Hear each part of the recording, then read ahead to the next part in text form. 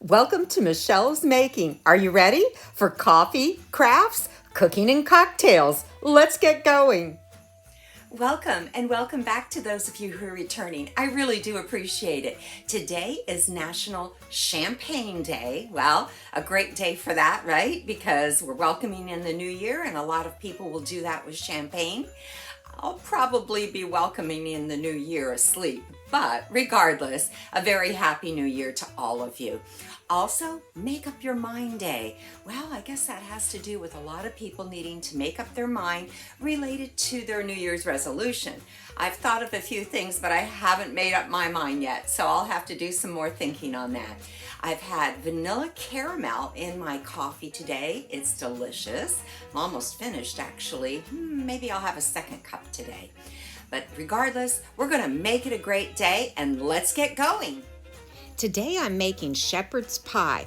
This is something that I had while I was a child growing up. I made for my kids, and now I'm making it for my grandkids.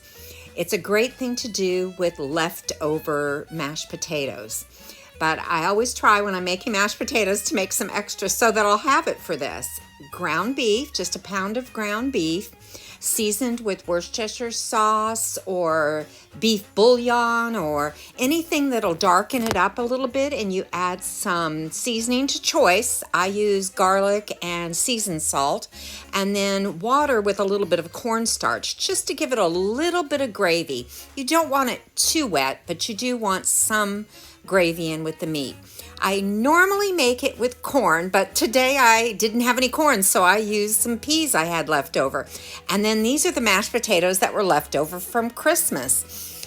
I started out spooning it out, and then I realized they were too cold to spread easily, so I warmed them up in the microwave, and then they were very easy to spread across the top of the peas.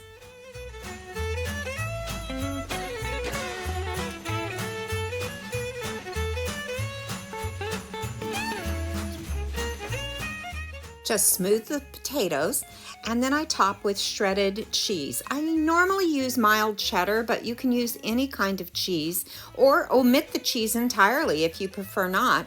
And then you would just pop it in the oven at 350 degrees until the potatoes were browned, or in our case, till the cheese has melted. And there's a delicious comfort dinner, shepherd's pie. The crafts today are a couple of winter crafts. This is a Winter-Scape Tier Tray. It's a little Christmassy and a little wintering. I started out with this tier tray that had 2 glass plates as the inserts for the trays.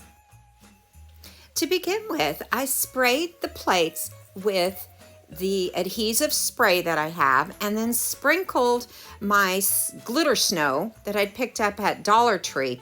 This was in my stash. Remember, I'm using up things in my stash. After I sprinkled that around and dumped off the excess, it gave a snow-like appearance on the plates. Next, I dug through my stash and I found a little bottle brush tree and some little I guess they were figurine type things that I'd picked up at Dollar Tree. And you'll see I have a couple of packs here a little further along. I'll show them to you. But I decorated my bottle brush tree, a star for the top, and some little ball garlands that I'd had in my stash. Motorcycles you see there are some little mini ornaments I had. This plate was going to go on the bottom tier. I took some garland that I had. It was made to go on a mini Christmas tree, and I had a few different kinds, but I took the first one and swagged it down, hanging from the top tier down, swagging it around above the bottom tier. I'm going to have to figure a different way to rig my camera while filming when I do tall crafts, because it's very difficult to get it all in the camera range.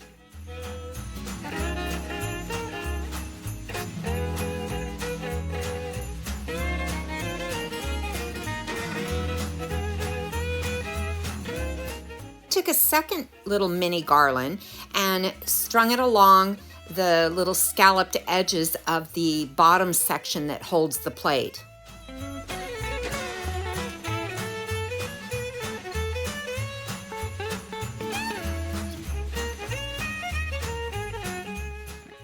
And here are the other little packets of figurines I picked up at Dollar Tree that were in my stash. And I used the lamp post, the little park bench, and the snowman from them. Now the top ones, I'm not showing you how I did it. Those are actually crafts made last year that I'll show you later on which episode they were in. And I will put a link here to all the episodes as reference. This craft is a winter floral box, and I started out by using 2 of these little wooden signs from Dollar Tree that I had in my stash from last year and didn't know really what to do with them. They really come out, I think, for almost every holiday, just made up with a different decor on the outside, but it didn't matter whether they were Christmas or not because I was painting them white using my Rust-Oleum chalk paint and linen white, and then I glued them together.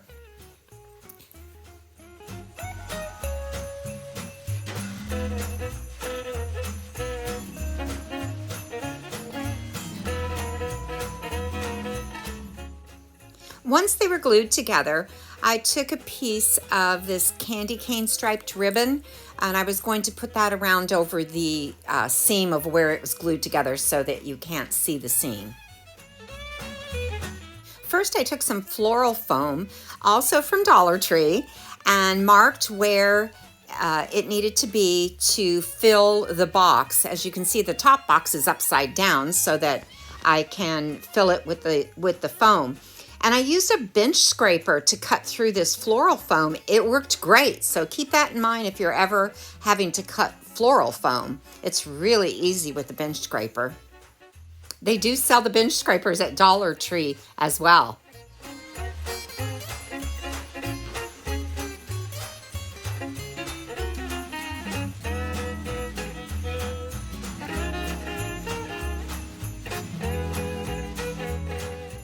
Once I had all the foam pieces cut, I glued on my ribbon around the seam of the boxes.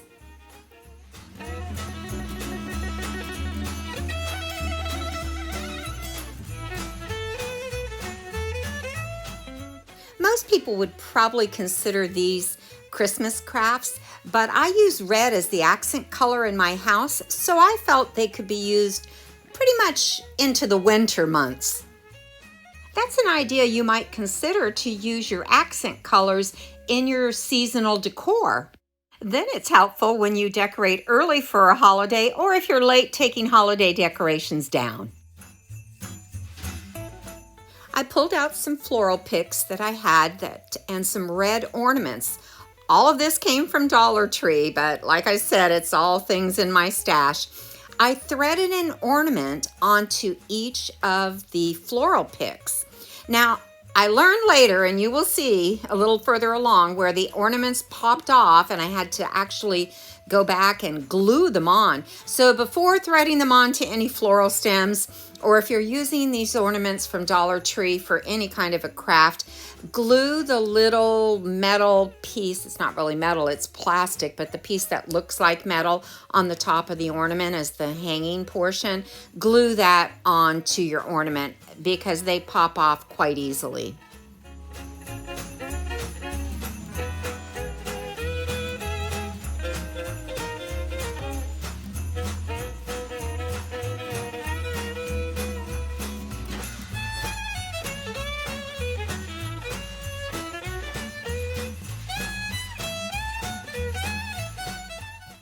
I just worked in a symmetric fashion, just doing at one end what I had done at the other end, and no rhyme or reason to it, just things that would look pleasing to my eye. I knew I was going to put those holly picks in the center, but I thought I better make my bow first so that I could see how much space it was going to take up. I really love the polka dots, so I wanted it to be a pretty decent sized bow. And I just did a simple fold over method because this ribbon is not the same on the inside. So that way my outside design was going to stay on the outside with this fold over method. Don't forget to cut your tail and insert your tail. You'll see me doing that in just a moment. But just do your loop overs, find your center, cut your notches. You go close to the center, but not all the way because you don't want to snip through on your bow. But once you get your notches and your tails ready, You just connect everything together using a zip tie.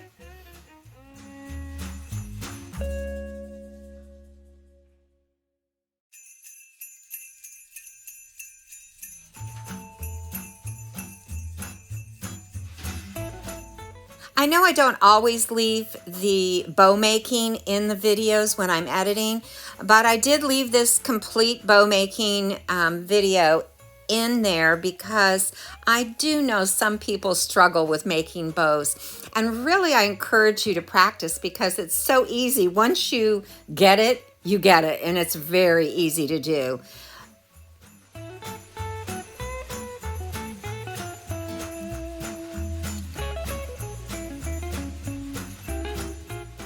Do you all struggle with bow making?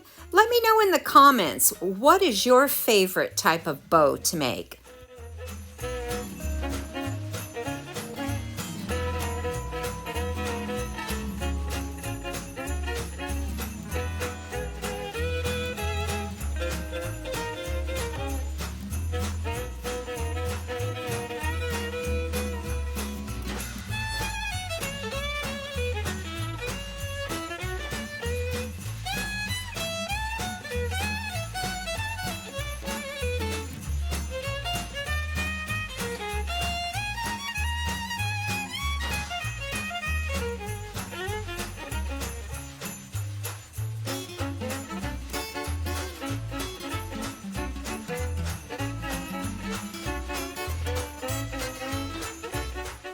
Of course, I follow that cardinal rule of bow making. Every good bow needs a good fluffing.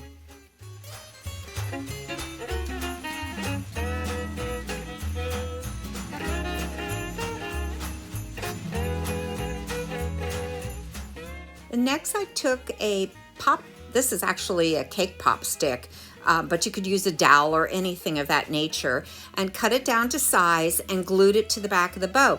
And remember, I told you in a previous video, put a generous amount of hot glue there and turn the stick as you're setting it in the glue so that it seals around it and it'll adhere to the bow much better that way.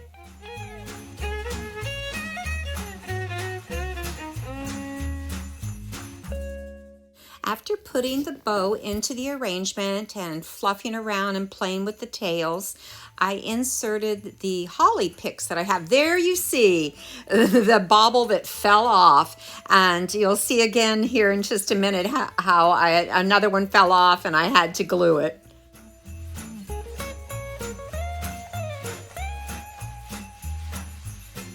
And thank goodness for hot glue guns. They fix a multitude of things.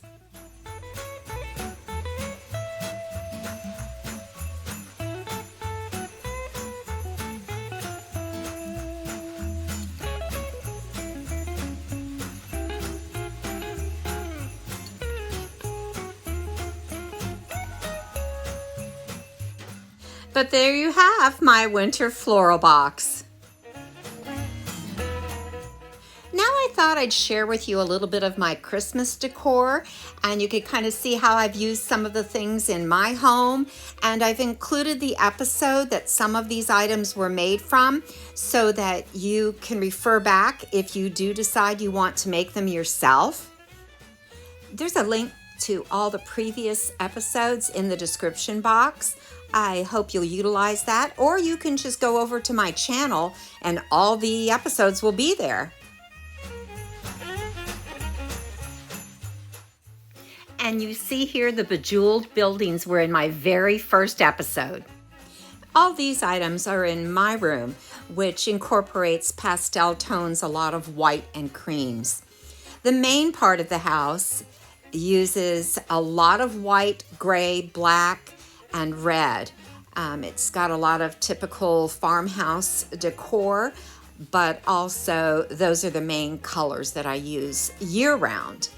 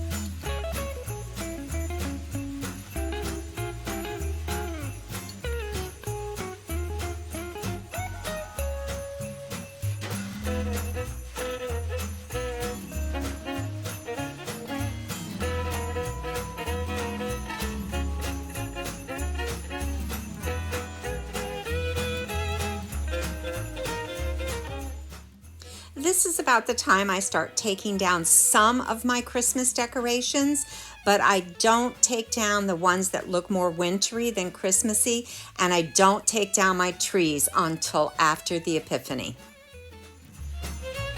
When do you take down your Christmas tree? Do you wait or do you take it down as soon as possible? Let me know in the comments. I'm curious what everyone else does.